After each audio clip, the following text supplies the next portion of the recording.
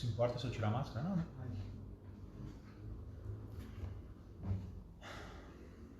Boa noite, então, irmãs e irmãos. Sejamos todos bem-vindos.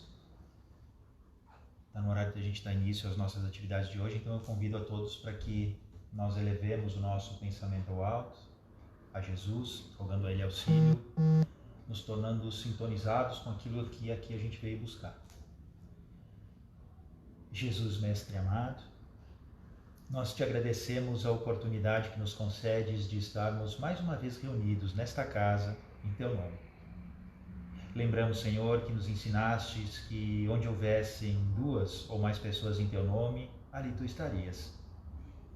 Confiamos, Senhor, na Tua presença junto a nós. Rogamos que o Teu auxílio nos envolva, trazendo o amparo, a proteção, a força, a coragem indispensáveis às nossas lutas diárias. Ajuda-nos, Senhor, a corrigir os nossos males íntimos, as imperfeições, a fim de que minimizemos as dificuldades, a fim de que construamos à nossa volta um mundo de paz, de felicidade, fruto do esforço individual de cada um de nós. Contamos com Teu auxílio, Mestre querido, também para que possamos compreender os ensinamentos da noite de hoje, a fim de que possamos vivenciá-los, construindo a nossa fé verdadeira, consolidada em bases sólidas, verdadeiras, que nos ajudarão também nessa nossa caminhada de ascensão à Tua luz.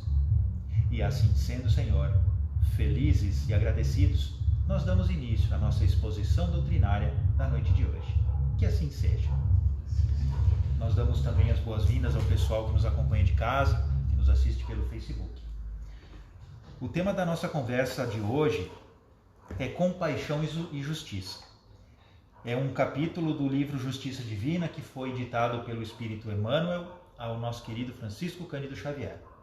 Esse texto que nós vamos ler é baseado num trechinho do livro O Céu e o Inferno, no capítulo 7, que fala sobre as penas e os gozos futuros, segundo o Espiritismo, e ele é baseado num trechinho que nos diz assim: certo que a misericórdia de Deus é infinita, mas não é cega.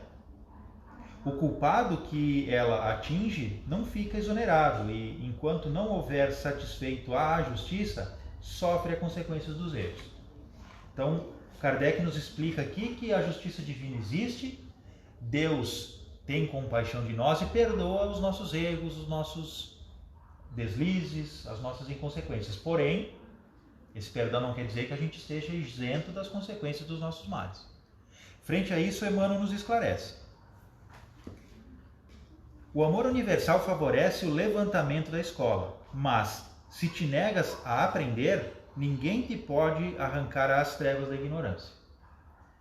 A divina presciência estabelece regras e meios para a higiene, mas, se desertas do cuidado para contigo, albergarás, no próprio corpo, largo pasto à imundície.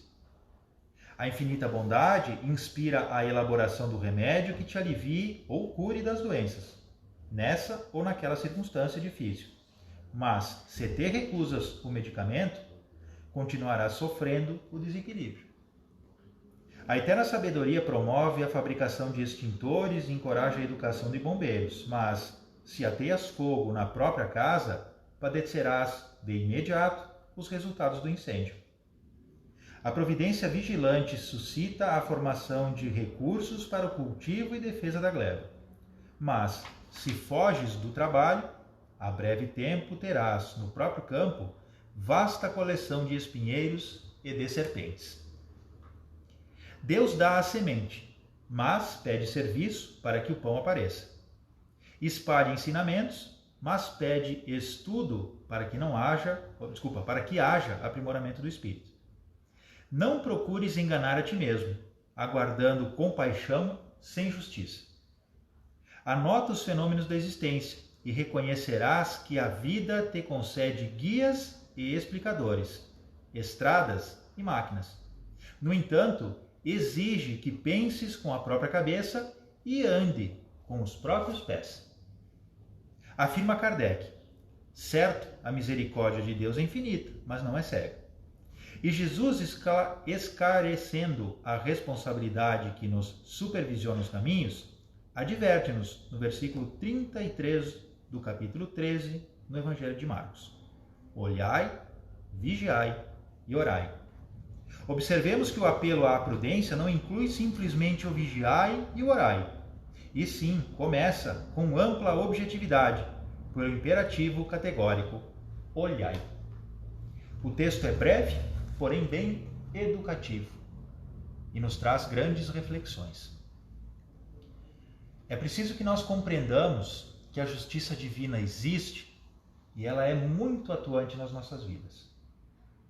Porém, nós também temos, pesando sobre os nossos ombros, as consequências dos nossos erros do passado. Nós não podemos fugir dessas consequências. E são elas que delineam os caminhos da nossa jornada terrena. Temos o livre-arbítrio, que Deus nos concede como ferramenta de escolha, dando-nos a possibilidade de dar rumos diferentes ao nosso dia a dia, porém esses rumos sempre serão norteados pela consequência desses erros do pretérito, dos quais nós não podemos fugir. E isso fica claro na leitura de hoje, que nos lembra que Deus é extremamente justo e bom, infinitamente benevolente com todos nós, porém a sua justiça não é cega. Nós temos o direito ao perdão divino, ou melhor dizendo, Deus nos concede esse perdão, não por direito, mas por amor. Porém, esse perdão não nos isenta das consequências dos nossos erros. E esses erros precisam ser corrigidos. Não imaginemos nós que, cometendo os erros, sendo perdoados por Deus, nós não precisaremos refazer de maneira correta aquilo que nós fizemos. E a comprovação disso é esse mundo em que a gente vive hoje, um mundo de expiação e provas. Mundo que é assim por necessidade nossa. A doutrina espírita nos esclarece que nós estamos passando por um período de transição, que o nosso mundo passa, ou está passando, de um mundo de expiações e provas para um mundo de regeneração. E aí a gente começa a entender as coisas e imagina que o mundo irá mudar de expiações e provas para a regeneração com uma grande transformação no globo terrestre. Vai surgir um continente novo para lá, vai mudar as praias de localização, o mar vai subir, vai derreter as geleiras, vai mudar o eixo de inclinação da Terra. Um monte de catástrofes que vai mudar o mundo. Não é bem assim que funciona, gente. Para que o nosso mundo se regenere, é preciso que nós, seus habitantes, nos regeneremos. Porque quando se fala no mundo de expiações e provas, não se fala da morada, mas se fala dos moradores. Tanto quanto se fala dos nossos lares. Quando a gente vê uma casa de alguém conhecido, a gente vê, ó, ali tem um lar feliz. Não é a casa que é feliz, são as pessoas que são ali dentro que são felizes. O nosso mundo só será um mundo regenerado quando nós nos regenerarmos. E aí pesa o nosso livre-arbítrio, pesa também as consequências do passado e nos adiciona nisso tudo a benevolência divina, porém chamando-nos à responsabilidade. No Evangelho segundo o Espiritismo temos um capítulo lá que nos fala, na sua primeira leitura, o nome do texto é Ajuda-te que o céu te ajudará. Nada que a gente construa vem por acaso. Tudo é decorrência do nosso esforço. E a gente precisa lembrar disso. Nada cai do céu. Tudo é consequência do esforço de cada um de nós. Alguns se esforçam mais, outros se esforçam menos. Alguns alcançam seus objetivos, outros não. Não cabe aqui julgar, mas porém cabe a nós entendermos que eu não posso esperar as coisas acontecerem por conta. Não basta eu dizer para mim mesmo que eu tenho fé em Deus e que as coisas vão mudar. Não, eu preciso fazer as coisas mudarem. Porque eu sou responsável por tudo aquilo que acontece para mim. Eu não sou uma marionetezinha que Deus está comandando e brincando. Deus não me enviou ao plano terrestre para que eu venha aqui passar algumas dificuldades, para que eu venha morar em determinada cidade, para que eu passe por uma pandemia, só para fazer história. Não. Nós estamos aqui num processo de transformação, mas a transformação só existe se eu me esforçar. Tal qual a criança que vai na escola, o adulto que está na faculdade, não basta a nós estarmos presentes às aulas, nós precisamos demonstrar para o nosso mestre, para o professor, para o instrutor, que nós aprendemos as lições. As instituições da educação usam os seus métodos de avaliação, e se nós não demonstrarmos na avaliação que nós compreendemos e aprendemos a lição, nós não venceremos aquele obstáculo, não passaremos de nível. De igual forma acontece nas nossas vidas eternas esse processo de avaliação divina. E onde é que é feita a avaliação divina? Aqui no plano físico. É aqui que a gente comprova para nós mesmos, para quem convive conosco e para Deus que a gente aprendeu. Porque é muito fácil eu morar lá no nosso lar, com o André Luiz, com o Lísias, com aquela montoeira de espíritos maravilhosos, onde todo mundo tem paciência, onde todo mundo se perdoa, onde todo mundo se tolera, onde todo mundo fala baixinho, onde todo mundo se ama, se respeita, se compreende. Eu consigo fazer isso onde todo mundo faz igual também. E aí eu imagino que vivendo em nosso lar, que eu já sou perfeito. Eu consigo controlar todos os meus sentimentos, eu já sei perdoar, eu já sei compreender, eu sei falar baixinho. Eu sei fazer tudo o que eles fazem aqui. Porém, Deus, conhecendo as nossas características, sabendo das nossas necessidades, nos propicia que a gente venha ao plano físico de volta para entender o quanto a gente tem ainda a aprender. Para sentir na própria pele as dificuldades que nós conseguimos semear no nosso caminho. Deus não nos envia ao plano físico para sofrer, mas sim para aprender. E eu só vou aprender através do meu esforço. Estando consciente de que Deus me ama infinitamente. Ele não se incomoda com os meus erros, com os meus desacertos, porque Ele compreende que eu estou em processo evolutivo.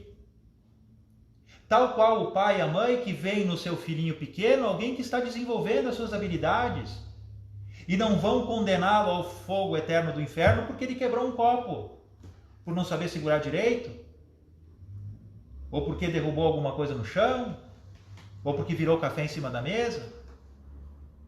Nós perdoamos aquelas pequenas falhas porque sabemos que o nosso filho, que a nossa filha estão em processo evolutivo.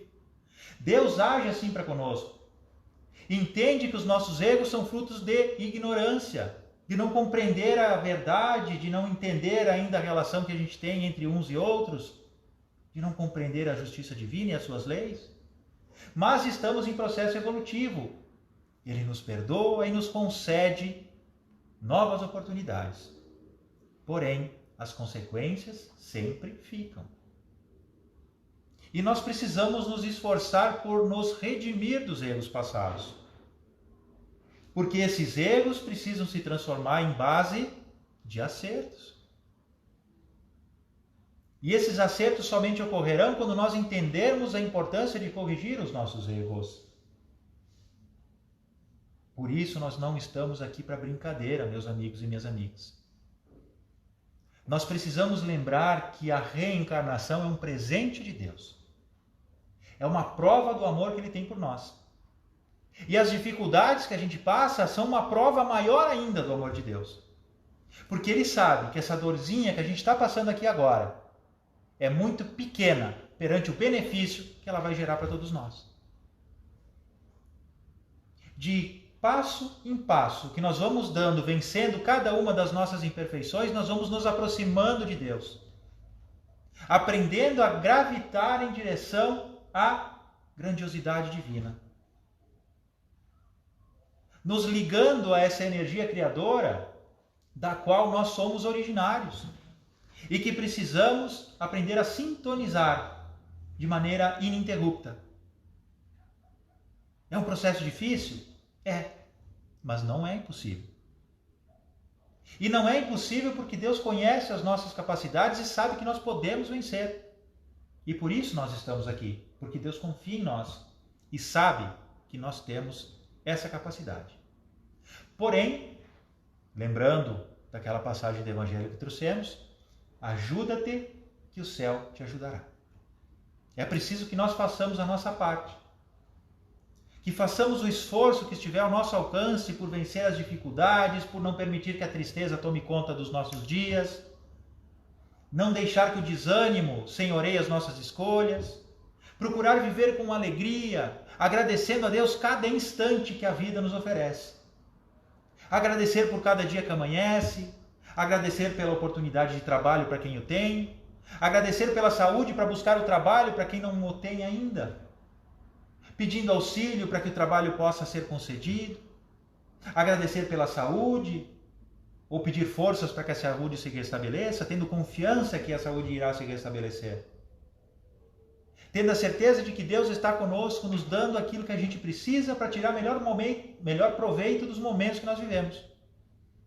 Lembrando que esses momentos são uma consequência daquilo que a gente construiu no ontem. E que esses momentos sirvam de exemplo para nós, nos mostrando o quão difícil é refazer aquilo que foi feito errado no passado. E que nós aprendamos com essas experiências tão difíceis, nos esforçando para fazer o meu melhor agora, para que o meu futuro também seja melhor. Construamos, meus amigos e minhas amigas, o mundo de paz que nós tanto almejamos. Construamos a felicidade que a gente deseja para todos e para nós também, como fruto desse esforço incessante de transformação íntima, de transformação da sociedade, lembrando que nós somos responsáveis por tudo aquilo que acontece à nossa volta. Pode parecer difícil de acreditar que eu seja responsável por essa situação que a gente vive hoje, mas todos nós construímos esse momento que a gente vive, através de tudo aquilo que a gente vem fazendo ao longo das nossas encarnações. E se Deus permite que nós passemos por essas dificuldades, é porque Ele tem certeza que esses momentos darão grandes mudanças a todos nós. E nesse ponto entra a nossa fé. É preciso que tenhamos fé em Deus, confiança na sua justiça, na sua sabedoria e também confiança em nós mesmos, tendo essa consciência de que nós podemos vencer. Precisamos ter os cuidados adequados, precisamos aprender a viver de maneira diferente, mas não podemos de forma alguma perder a motivação, perder a alegria, perder o ânimo, a vontade de viver. Porque a vida, mesmo que esteja difícil, continua tendo a necessidade de ser vivida por todos nós. Como diz a mensagem de Emmanuel, nós precisamos caminhar com os nossos próprios pés. Nós precisamos fazer o esforço por vencer cada um dos obstáculos, entendendo-os como oportunidades de aprendizagem e não como punições, porque eles não são punições de forma alguma. Meus amigos e minhas amigas, tenhamos certeza de que a vida é um presente divino. Aproveitemos cada instante que nos é concedido para buscar a melhora íntima de cada um de nós. Lembremos das nossas responsabilidades, lembremos também da justiça divina, da ação dessa justiça divina em nossas vidas. Lembremos também do amor de Deus. Mas jamais esqueçamos que o amor de Deus, que cobre a multidão de pecados, como nos ensina o Cristo, não nos isenta das suas consequências. Tenhamos consciência das nossas responsabilidades, assumamos nossos erros, tenhamos coragem de nos transformar e sigamos com fé, lutando, tendo a certeza de que os nossos esforços sempre serão recompensados. Eu agradeço a atenção de todos, do pessoal aqui presente na casa, também aqueles que nos assistem pela internet. Que a luz e a proteção divina envolva a todos nós. Eu convido então os amigos e as amigas que façamos a nossa prece de encerramento, para que depois nós façamos o nosso passe aqui na Casa Espírita, também aqueles que nos acompanham. Jesus, Mestre amado, nós agradecemos a oportunidade que nos foi concedida de estarmos reunidos mais uma vez nesta casa, recebendo tanto carinho e tanto auxílio. Agradecemos pela presença dos benfeitores amigos que vêm nos amparar, nos proteger e nos fortalecer. Rogamos que essa proteção possa estar conosco no decorrer desta semana. Rogamos também que esse mesmo auxílio que a gente recebe aqui possa ser estendido aos nossos lares, aos nossos ambientes de trabalho, aos nossos familiares, também àqueles que sofrem e padecem neste nosso mundo de expiações e provas. Que o amor de Deus envolva e proteja a todos. E assim sendo, amigos queridos, Jesus Mestre amado, agradecidos e felizes, nós damos encerramento à nossa exposição doutrinária da noite de hoje. Muito obrigado, Senhor. Muito obrigado, senhoras e senhores. Que assim seja.